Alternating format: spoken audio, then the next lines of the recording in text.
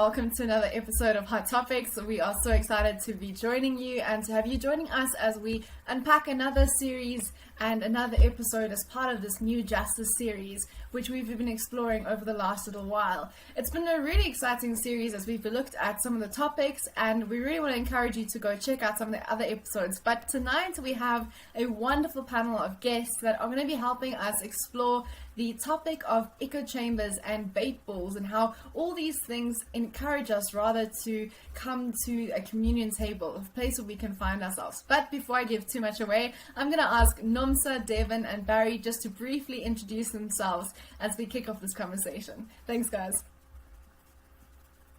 Hi everyone, I'm Nomsa. I am a lawyer. I live in Johannesburg. I studied in Cape Town for 4 years, so I lived there for a bit. And now I'm back in Joburg, living and working here.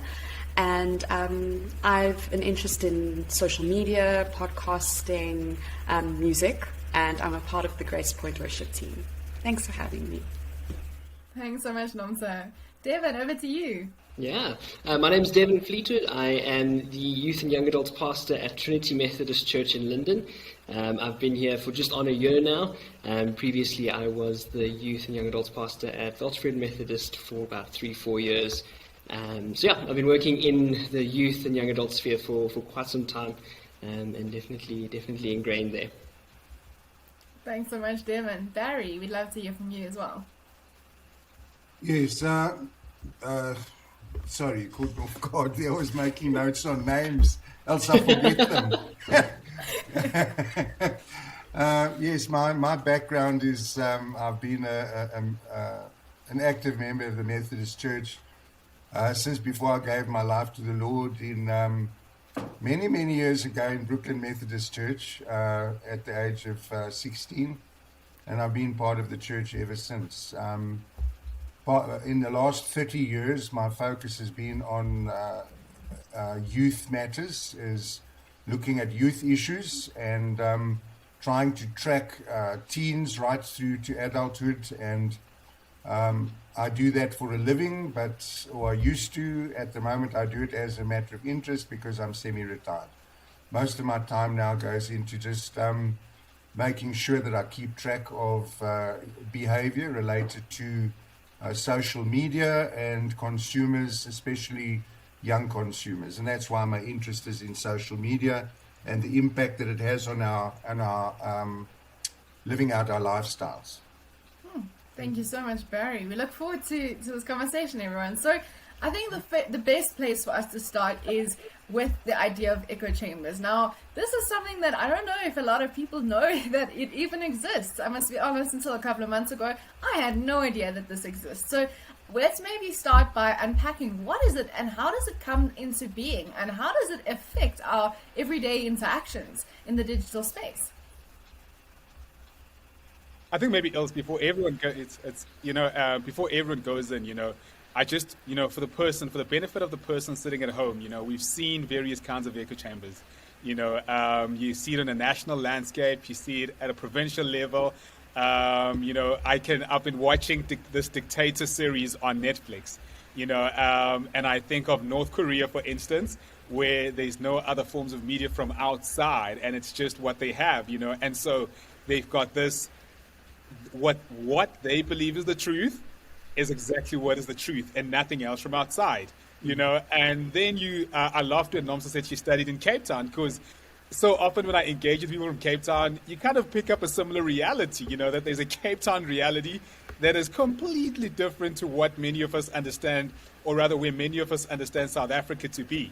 And then you find that also in our spaces, in our physical spaces, with the lockdown came that reality, now we're stuck in our houses and all we have are our cultures and ideas and nothing apart from what's in your household. And one thought that social media would help us escape that. But even on social media, which is what we're going to unpack today, because of algorithms, because of leaning or rather gravitating towards people who share similar views and ideas, we find ourselves again in these spaces where the ideology that we subscribe to is what is constantly resounded, and we eventually believe it's the truth, because I'm like, that's what I'm seeing on social media every day, and it's like you've got these different spaces of social media on the same platform, and all of us have these different realities, which then make it difficult for us to interact, to engage, to challenge one another's ideas, and even swap ideas and say, this is what works and this was what does not work, and so that's what we're engaging. So all of us belong to an echo chamber in one way or the other, and today we want to explore how that happens on social media. Over to you, Nomsa. Well, I mean, okay, I think for this specific topic, I thought back to a podcast I listened to a while back, and it was a psychologist who said, our brains, our minds want to believe us. So whatever it is we think, our minds want to believe it. And because of that, there's a lot of situations in which we look for confirmation of our thoughts and ideas. So there is this idea of confirmation bias. So we speak to people, we read media that confirms what we already believe. So social media has become a platform which we seek to do that, but also, like you mentioned, Thorny, there are the algorithms which creates that space where the more we like certain things, the more we share certain articles, the more of those appear on our Facebook pages, on our Instagram pages, whatever it is. There's more of that is in our face. And the more we see something, we get confirmation that what we believe is real, what we believe is true. And I think we now live in a world where it's been taken to a bit of an extreme, of course, because there are specific agendas, political agendas, economical agendas, to actually have the world be more divided.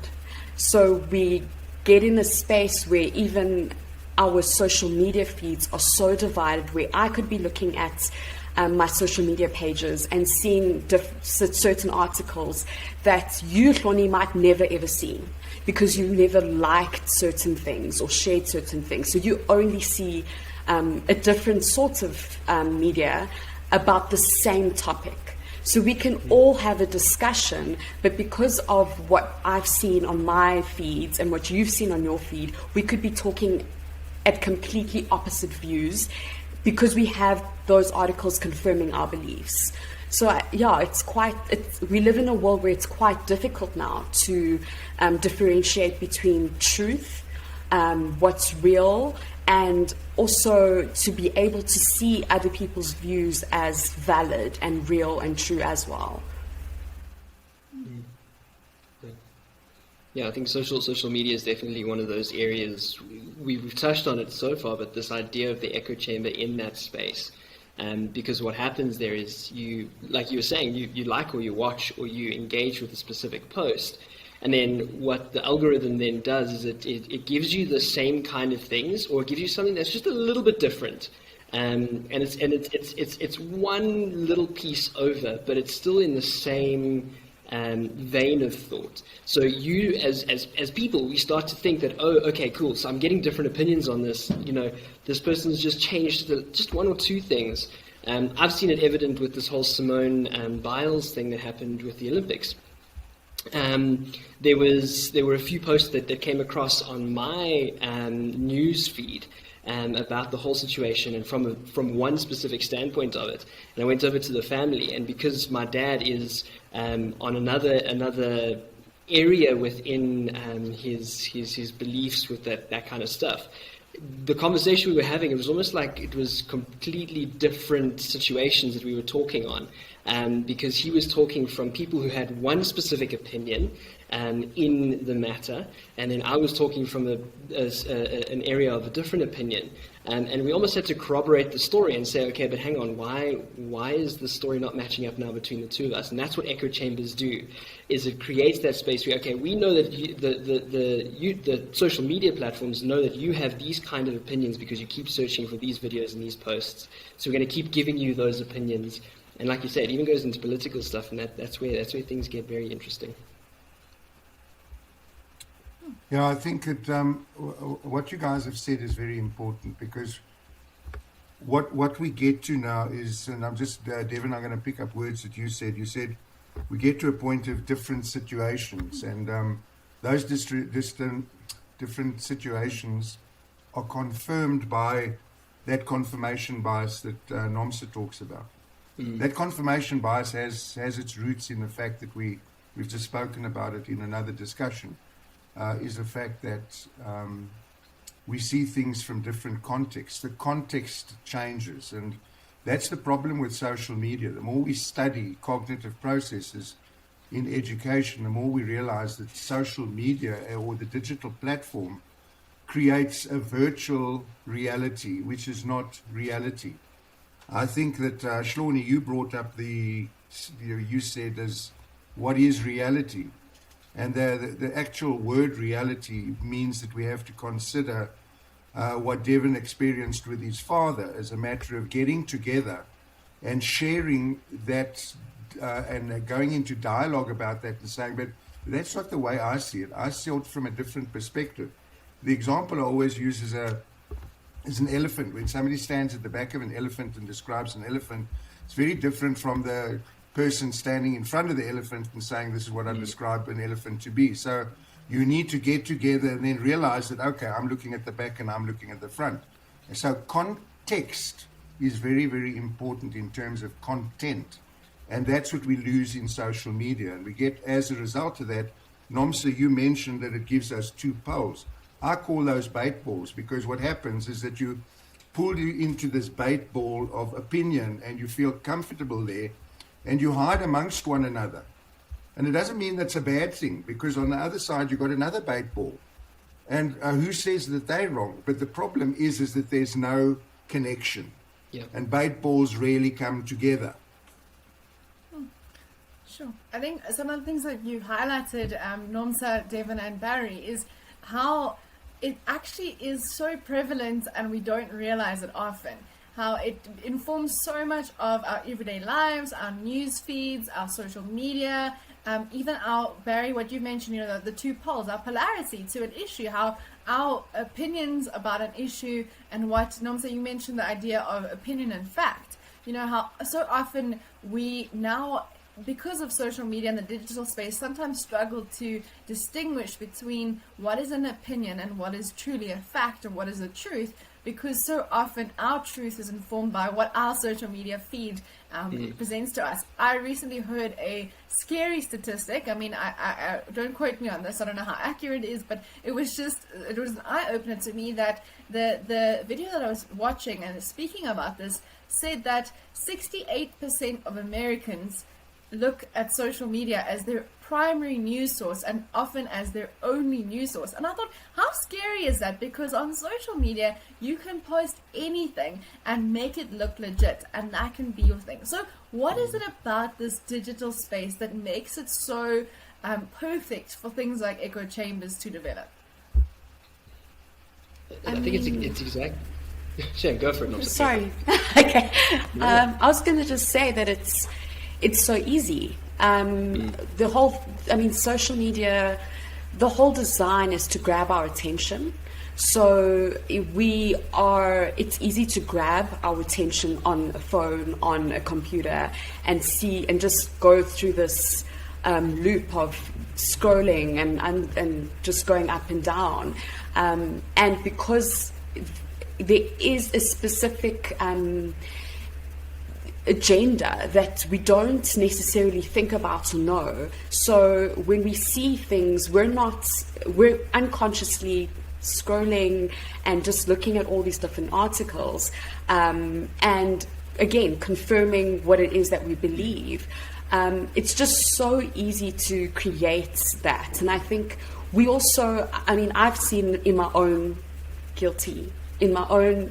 social media history where I've unfollowed certain people who've said things that are so egregious to my mind that completely say something completely opposite, and I've just not wanting to engage in that sort of thing. And it's easier to do than unfriending a person in real life, because you can just click the unfollow button or click follow with people that agree with you more. So I think it's just so easy because it feels distanced to a human being, another person. We can just unfollow, like, dislike. Yeah. And along the same vein, there's, as humans, we are communal. We enjoy being in community, and going on the thought of it's easy. The echo chambers create a space where we find other people who have the same ideas. So that confirmation bias that you were speaking about earlier comes in, but we start engaging with those people and we go, hey, you think the same way that I do. And it's easy because then we go, yes, I agree. Yes, I agree. And we don't have those conversations that Barry was speaking about, where now it does go down to this point of, okay, but if we did look at it in a different way, why is there a different opinion? And is this opinion valid? Instead, it's going, I totally agree with you. We need to now stand on this. And what that also then starts to do is it starts to create a space where a community can become extremely toxic because they have just that one view that they've got and that they're sticking to and they're fighting for. So as soon as anybody else does bring any view across, like you were saying, also, it's easy to then just unfollow or to completely fight against that and to stand up and say, no, you're wrong, you're whatever. And I think this is where today's topic and the cancel culture topic will kind of intersect in a sense. But having that community, you feel validated because there are other people who you now meet online. They might not be in your immediate circle, and it's made even more impactful, and the echo chamber is increased in its effectiveness if it is in your friendship circle as well, because then you're just engaging with that same kind of opinion. Yeah. Can I just quickly add, sorry, Barry, that what you were saying, Devin, it's that sense of belonging, which we all want. We all want to feel like we belong to the group. So when when this echo chamber is created, we belong with a group of people. There's this thinking that we are a part of a community, whether we don't even now have to interrogate the ideas of the community because we all have the same thinking, so we don't even have to interrogate our own thoughts or belief. You see, I think one of the meta trends that we've been tracking over the last 3 years is this issue of social media polarizing people. And obviously the lockdowns, and I'm not going to blame COVID-19, it's the lockdowns that have actually created a massive polarization, because during the lockdowns throughout the world, what happened was that our experience became an encounter on a media device. So we didn't see life as it was. We saw life as a virtuality. That, and I don't want to call it a reality, because news is not reality. News is still filtered and packaged in such a way as it never tells the absolute truth. Now, what that does is the moment we polarize, it comes back to what Nomsa says, is that human behavior wants us to belong to something. Now, and I've been saying this about the youth for many, many years, is that we started looking in about the years 2003 to 2008 about what we used to call urban tribes. You'd find these little pockets of school kids running around in malls wearing the same kind of clothing, doing the same kind of thing, and then you'd find them on a sports field using certain brands, etc. And we identified then that the sense of belonging is an incredibly powerful tool in the youth, to the extent that today, when we look at many of the cases at Akesu in Johannesburg, the psychiatric hospital there, much of what we're seeing there is children that have been cyberbullied and feel that they don't belong. Because they don't belong in their group, they don't belong in society. But that goes beyond that. Belonging means that I need an identity. And the moment we start adding identities to people, we immediately separate them. Oh, that's the group that believes in this. That's the group that belongs to that. And the moment we start adding identities to something, I mean, Trevor Hudson in his book Cycle of Grace says that identities are the poison of a community. And it and whilst, and we're talking about the digital space specifically here, because what an identity does is it immediately makes you feel like you belong, but at the same time it creates an out group. You don't belong. Yeah. So, and that's the issue, is that suddenly I don't belong. Now, if I've got enough people that don't belong, they become a bait ball, because now they all don't belong. And then they create their own identity. And we'll talk a bit more about that later, but I just wanted to pick up on this issue of belonging, because I think that our polarization, together with this concept of belonging, is very, very important to us as a church, because how do we break into that concept of belonging? No, but that's not, we don't believe in what you believe in. And for that reason, we can't be part of what you are. And very often as a church, we don't describe our identity as clearly as social media groups identify themselves. And I've been saying for very long that if we want to get the youth back into church, we need to create a place that they find an identity. I'll leave it for the moment. Thank you so much, Barry. Just as you guys are all reflecting, one of the things that then comes into mind is maybe this idea of echo chambers not a critical part of the digital revolution. And by that, I'm speaking about, so for instance, you find that 10 years ago, digital space was very exclusive. Exclusive, one, to people who had access to it, and the content was also informed by the elites of society. And for the first time with social media, we've got what I'm trying to remember, Ngugi wa Thiong'o would call the peasants. He speaks of the peasants within the context of the literary community, and he says our literature is not necessarily, he's arguing for African literature. He says it's not African literature because it's the petit bourgeois who are part of, who inform this literature. It is their context. And the peasants are often left behind and spoken for. And what we find with social media, for the first time, more of society, more people in society now have access to the narrative that is on social media. And therefore, they're going to participate. And therefore, you're going to have different opinions. But then also, the reason I say, is it not a critical part of the digital revolution? My knowledge tells me, I look at the school that I went to and I look at townships, for instance. The school that I went to, it was no one told us. It was not a school rule. I went to a boys' school and all of us gravitated to different groups. We had what we called by the corner an Indian corner, where 12 o'clock on a Friday, it would be empty. No one would be there because everyone has gone for prayers.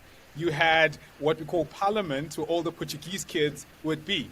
And then we had all these small circles of black and white kids, and then you've got those who belong to different races but would still hang around together. But they also had a very similar trait, and so you find that had we then maybe stayed at the high school, you find by the time you get to matric, or even had we stayed longer, maybe 10 years of high schools went on for 10 years, you'd find that eventually the communities begin to mix, or you find in townships, I think is a brilliant example because of the sense of community that's there.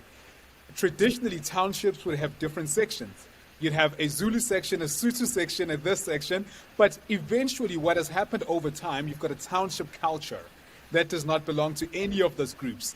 And so then my question is it not a critical stage of the revolution, because of the digital revolution, because the digital space has now been opened up to everyone. Everyone can access it. And when we get to a place, the first thing we do, we gravitate to people that are like us, that share an opinion, because we're still trying to belong. And eventually, a shared culture will begin to develop over time. And therefore, this might be something that looks bad for now, but it's a critical part of a good revolution that does away with propaganda.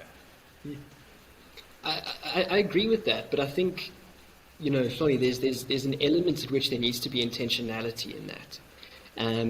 Because what echo chambers also have the potential to do is, and I think Nomsa actually mentioned it earlier, is to create even worse division, to the point where your identity that you've now identified with becomes so firm that as soon as there's an opportunity to interact with anybody who identifies in a different way, then there's walls that are created. So it has the potential to do exactly what you were saying, Shawnee, but we need to be intentional in that, to, as human beings, be open to having conversations with people, to hearing other points of views, and to recognize that our humanity and at a core base, as much as we identify in different areas, you could identify as a sports person, you could identify as a gamer, as, a father, a parent, and stick with people who are in those specific areas.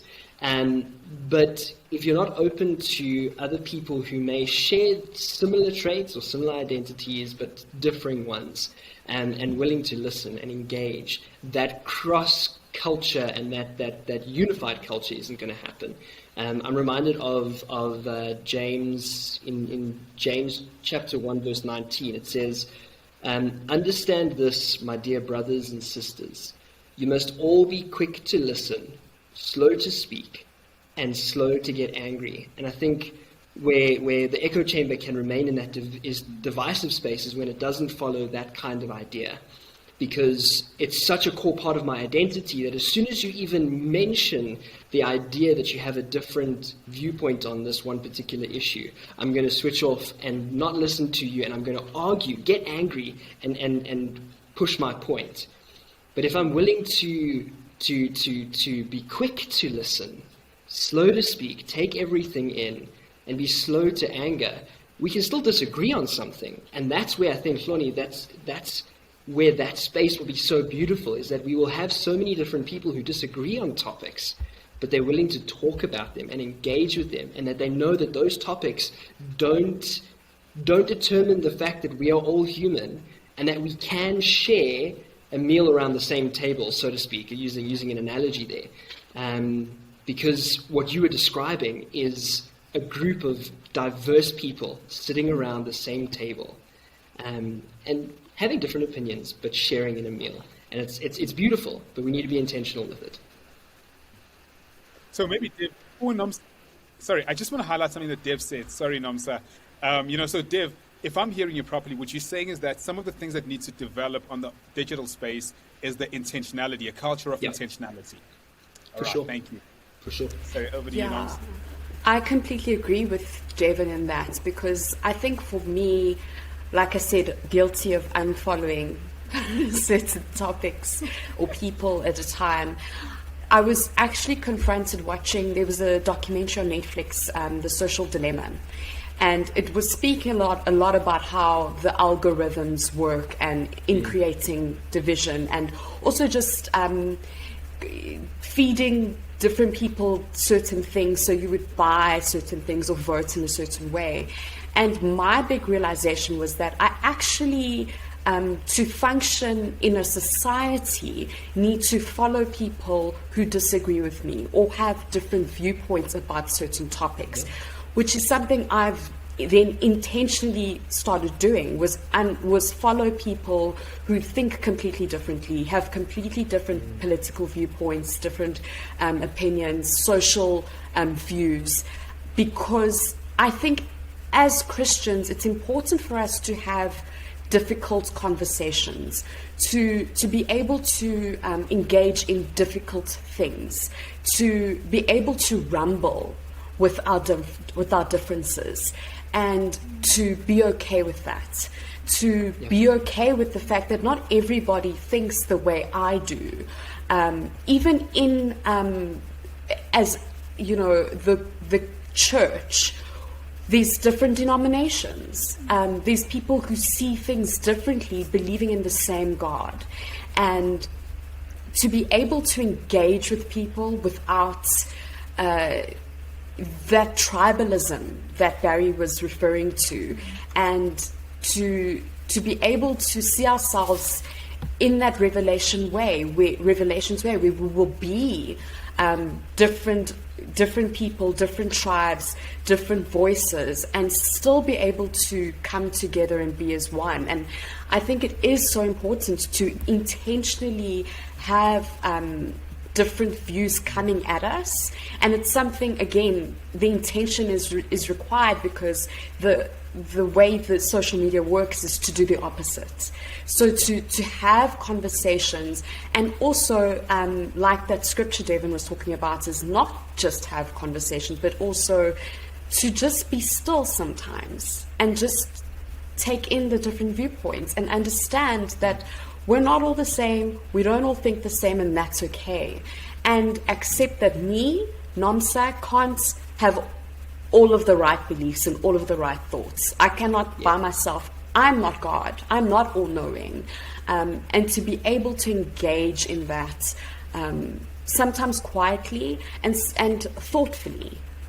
Yeah. And thoughtfully is important, because oftentimes when we engage with these things thoughtfully, we can actually realize that, oh, my viewpoint on this wasn't completely accurate based on what was actually happening in the scenario. And when we're open to that idea, when our opinion on something, or the echo chamber that we find ourselves in, doesn't become so core to my identity that I'm going to fight it to the death, and we start to see those different areas, we can start to see where we're actually wrong, and where we may have the wrong viewpoint according to the actual situation itself. Or we are also right, or the other people are also right, that there is a bigger context. It's not just one or the other, that there is, maybe we're not seeing the whole story, which is a lot of what the echo chamber is that we're not seeing the whole story. We're seeing a specific view and a specific side, which the other side is seeing the other side too. And maybe there's a whole, the context that Barry is talking about, there's a context that we perhaps have a small portion of, and maybe there's a whole story that if we engage with other people that we'd be able to see. For sure. Get a clearer picture. You see, we've, in my view, we've grown up with so much information in the past 20 years that it's easy for us to make the assumption that our assumption is truth, because we can go directly to Google, look it up, and somebody's going to agree with you. Yeah. Or you can go to YouTube and somebody's talking about the same topic as you. So it comes back to that sort of cognitive or confirmation of bias.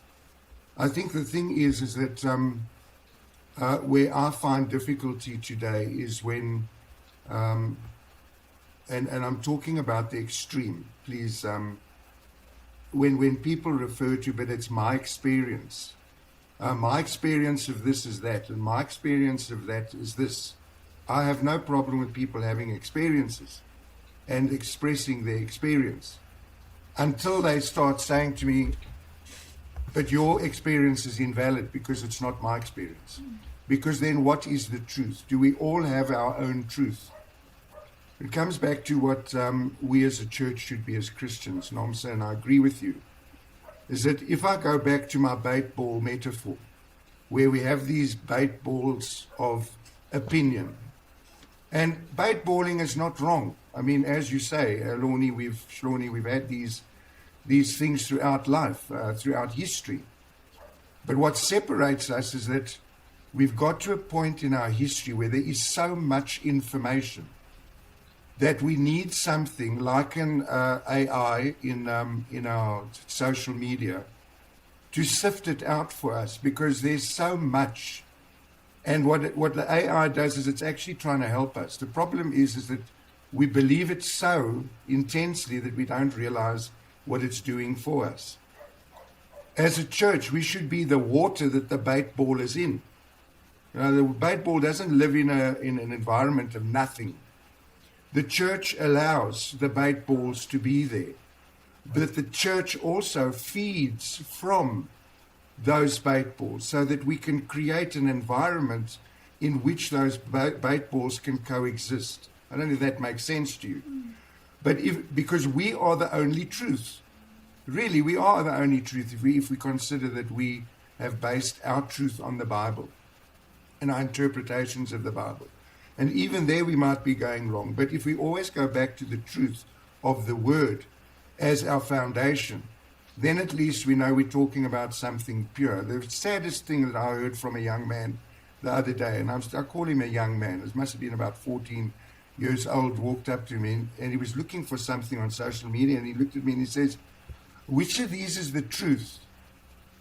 Now, you know, if that's looking for physical stuff, just clear answers, when it comes to spiritual answers and the way we need to live, we as a church have a huge opportunity. I see it as an opportunity to stake our claim and say, this is what we believe in, and this is how we believe you should relate to those opinions. But with compassion and biblically. I don't believe that it's one of those things we have to stamp our authority. So there's that thin line. And I do believe that the way that we can make a difference is to understand that social media drives agendas, if there's some, and we have to be aware of those agendas. It also exacerbates the truth, and I think, Devin, you said it. It adds one little aspect to a story, and what happens is that story gets bigger and bigger and bigger, and eventually that is our truth. Although half of it is an untruth, half of it may be.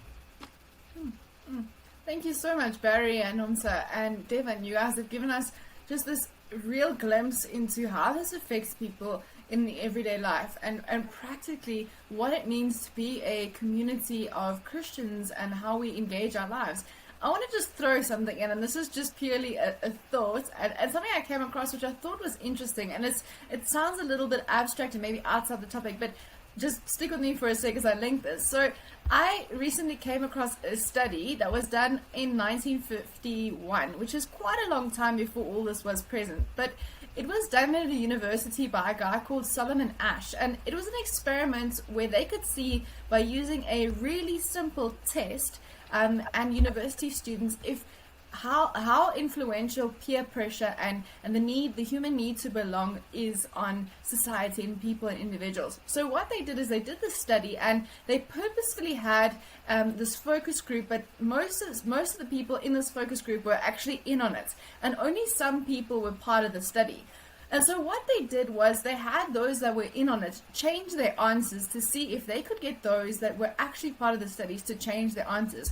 Shockingly, about 36.8% of people changed their answer, even though it was a really simple test and they had the truth and had the answer, so that they could conform and have the same answer as the majority.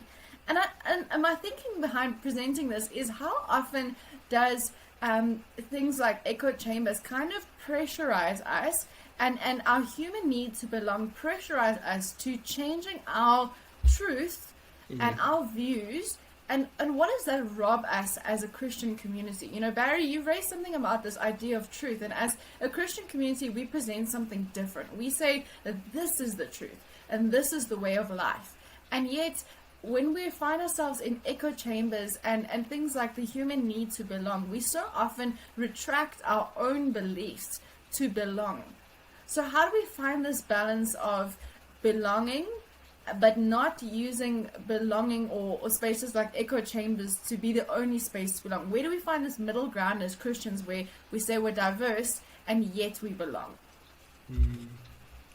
Can I answer your question with a question, Ilse? Yes, Barry, of course. I'm going to ask you, if you had the choice to teach biblical morality in a school, or to choose to teach human rights, which would you choose? The youth pastor in me wants to say biblical morality, but to be honest, if I had to go into a school space, probably you'd want to teach more the second option, because it's easier, it's more convenient, and it's morally and socially acceptable, whereas our Christianity often doesn't feel like it's morally or socially acceptable.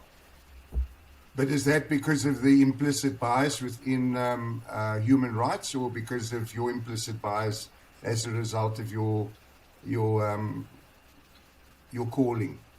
You see, I think this is the dilemma that we actually sit with all the time. Yeah. And you know, we can talk. I have had this debate about, would I prefer my child to be, or my grandchildren to be brought up in a school where there's human rights? Or would I prefer to be my children to go to a school where there's taught a biblical morality? And I must say that based on what I've seen, I would actually prefer my child to go to a Christian school, because I think that human rights is based on the factor of one.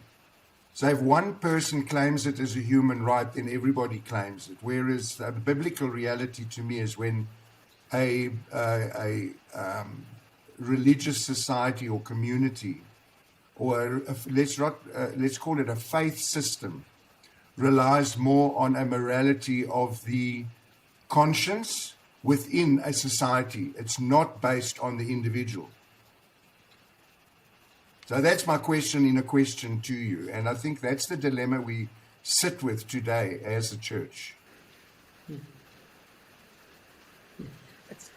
But maybe as we explore this question further, I'm really wondering, and it's going to sound like I'm going back to that question, but just along with what Elsa said and what Barry has added on to that, for me, you do not get a kaleidoscope without first having colors. You got to have those colors. They need to exist uniquely, red, green, yellow, and then possibly you paint them. Your first couple of strokes, if you're going to stroke them all at different times, would still be different colors. And eventually over time, as you continue to play around with these colors, you get this kaleidoscope, and eventually you get one color, whatever color it may be. It's always a very awkward gray when I try this out, probably because I can't paint. But my point, the point I'm trying to get to is that societies move from exclusive spaces into coexistence. Yeah. And from that coexistence, they continue to mix. They continue to mix up, And for me, the digital space has always been an echo chamber of the elite. All that has been done over the last couple of years is that our truth that we held onto as the elite on that space has been disrupted. And I sometimes get the sense that we are reacting to this disruption. I'll make an example. One of the biggest sources of my anxiety 3 weeks ago was one of the hashtags on Twitter during the unrest. And you could see how this was erupting into a situation that could easily become a civil war. Personally, that's how I felt, But, and you listen to some of these people, their arguments and all of that, and the petty bourgeois in me wants to downplay their arguments and say, that's not even factual, that's not constitutional, whatever, But the truth is, for the first time, I am faced with people who belong to a different class who are now challenging what has been the prevailing truth on social media, which I have seen as my space and I've been comfortable in it. And now they're challenging that because now you've got someone who is from a completely different world, thinks differently, suggesting that, no, this is what I think of this particular situation. And therefore, I'm asking, should we not embrace the reality of echo chambers on social media? And while embracing that, say, as these echo chambers evolve, these are some of the practices, disciplines, and things that we can play around with in order to create healthier spaces, so that one day when a hashtag free Jacob Zuma and a hashtag Cyril Ramaphosa is the best president come under one hashtag, they can have proper dialogue. But for now, let us embrace these echo chambers, but say, how about you start embracing one or two ideas, these particular ideas, so that we can create healthier spaces? Because the truth is, we cannot force everyone to start believing in the same thing. And when we have embraced a different reality, I tried to come into Glenfinesse this morning. It took me 30 minutes to come into Glenfinesse because there's so many gates that have been created just to create this wall, this safety net for Glen Finesse, and then their truth is you don't need easy access to taxis. The truth is you don't need easy access to people who might try to cut through to Main Road in order to save petrol. The truth is you don't need easy access to people who are looking for jobs in the area, because this is our community. This needs to be our safe place, and that's the truth. And so we can't embrace this our whole life, and suddenly social media is accessible to everyone, and we're like, yo, we don't want these echo chambers. Should we rather not be saying, how can we have different practices and different disciplines that can be used in different echo chambers as they develop into one community, which will probably happen in 50 years, I think. But aren't we living with something just in a different form, but same function as we've had throughout history? Absolutely. I think, the disruption of the digital space can probably be equal to the disruption of the printed word. I mean, people used to depend on other people. Books were for the elite. Then suddenly books were available to everybody. Today, in this country, books are for the elite. Not only books are for the elite, internet, bandwidth, uncapped internet, Wi-Fi is the value of the elite. Only they have it. So what do you do? We used to say when we spoke to young people that internet access is oxygen to the youth, and that's and today it's oxygen for education, and our children, not all our children have access to that. Yeah. So how are we going to work around that? And for me, part of me is always to look for. So everybody's chasing to see how we can open the internet for everybody. Continue with that, but in the meantime, what am I going to do to make sure that the people around me, the young people that don't have access to education, have education? So I'm not trying to solve the bigger problem, because I can't control that, but I can control the smaller problem. And guess what? The innovation that happens to solve the smaller problem is going to help the bigger problem be solved. And that's where I think the church needs to find the space. If I look at what Paul Verreynne is doing, he's saying, let's use the properties that are owned by the church to create urban farms for those who don't. We can't just suddenly start feeding people, but what we can do is we've got a lot of property. Let's open it up to make urban farms. And I think that's the way churches need to start looking now, is what do we do with what we have in our hands? Mm-hmm. Thanks, Barry. And I think that's very valuable what you've added. Sorry, Nomsa, I'm going to give you a chance just to speak now. But as we start wrapping up this conversation, I just want to kind of harp on that question that you just asked, Barry. And what is it that we do with what's in our hands? The reality is that echo chambers exist. They've existed long before most of us have realized it, long before many of us are born. They've just been in different spaces and in different ways expressed. And so it is a reality in our lives. Us wishing that it's not there is not going to make it go away. So how do we take it or accept this fact that it's there and use it to benefit us, or rather to minimize the damage that it is doing? And so how do we as Christians navigate this space and understand, and how do we help our communities to navigate this space? Nomsa, I'm going to ask you to answer for us, since I interrupted you there. Okay, well, I think one of the dangers of, and I agree, echo chambers have always been there. They're just, we're engaging in the topic now because now it's in our face, social media, but they've always been there outside of the medium of social media. But I think one of the dangers is that very thing that Claudia was alluding to, is then there's been a group that has a specific viewpoint that's been reiterated for them. And then to see how that, different people from a different class group, for instance, have a completely different reality, a lived reality. And when they do something that is, and the elite group sees as morally wrong,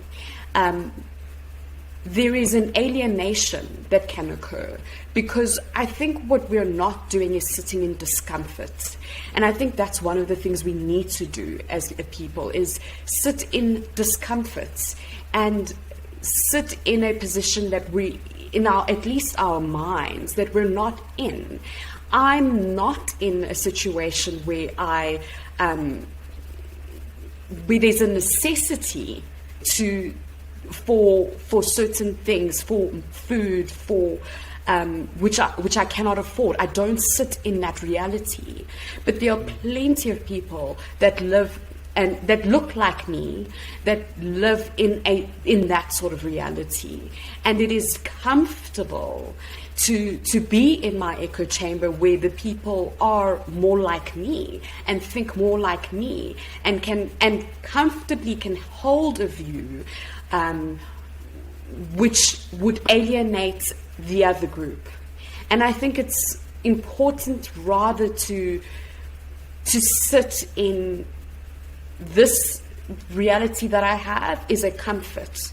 It is, in a sense, a privilege that there's an importance, that intentionality of disengaging from just that privilege, just that comfort, and seeing the other side, which is also real and also important to engage with, and to be able to empathize with those people, and also with the people even more privileged than I am, because they're living in their own reality, which, you know, is even further removed from the extreme other people. And I think it's to have that empathy and to also sit and rumble in the discomfort.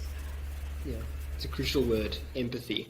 I feel like empathy and compassion, Barry spoke about compassion earlier, those two words are vital, vital words for us as Christians to navigate echo chambers in the future. Without it, the echo chambers are just going to become negative. But with compassion and empathy, echo chambers can be positive and can become something so much more and so much deeper in the future. Any closing thoughts from anyone? I'd just like to read something. I read a fantastic book by a young lady called Amy Shua, who talks about this, what she refers to as the in-groups and the out-groups and the creation of a third culture. Now, we've seen that third culture. Part of my studies has identified that young African people in this country have created for themselves a third culture. And I think that NOMSA are very much the sort of people that form your social circle, have created and are driving a new culture in this country that I think is something we should all look to be part of, because I think that there's an essence and a heartfelt cultural grip that this land has on everybody that we can all have empathy and compassion for and move forward for. But Amy says this, she says, we must remember that when it comes to these bait balls, when groups feel threatened, they retreat into tribalism. When groups feel mistreated and disrespected, they close ranks and become more insular, more defensive, more punitive, more us versus them. And for that reason, the more we polarize, the more we allow echo chambers to flourish, the less dialogue we're going to have, because people then feel threatened and are going to move into their tribal groups. And that's why, even within our own church, if we look at some of the polarities there, we can't even get those people back to talk to them. So we have to be very, very careful of that as well. And that's literally my last word, because I really believe that we as a church have a huge opportunity if we go back to understanding and having empathy and compassion for why these various bait balls exist. We can have a huge impact on the church in the future. Thank you so much to everyone. Thank you so much for your input. I think this continues as a dialogue, and I hope that it'll continue in the different home spaces, in the different home groups, or even in your conversations with friends and colleagues. Bait balls, echo chambers, man, we've heard it all. And so one can only wonder, how are echo chambers, how is Christianity not an echo chamber? How are our families not echo chambers?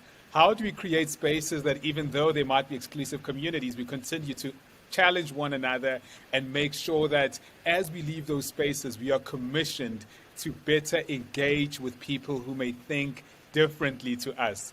Christianity is meant to be countercultural. And if anything, I hope that our exclusive Christian spaces encourage us to be countercultural within those spaces, but also inspire us to continue the same mindset of being countercultural in other spaces that we belong to. Join us next week as we wrap up this exciting series, as we're going to be speaking about from communion tables to the digital space. We hope that you have enjoyed this. We'd love to hear your thoughts, your inputs, comments, anything that you would love to share with us. Do take care. And thank you so much for following. Goodbye.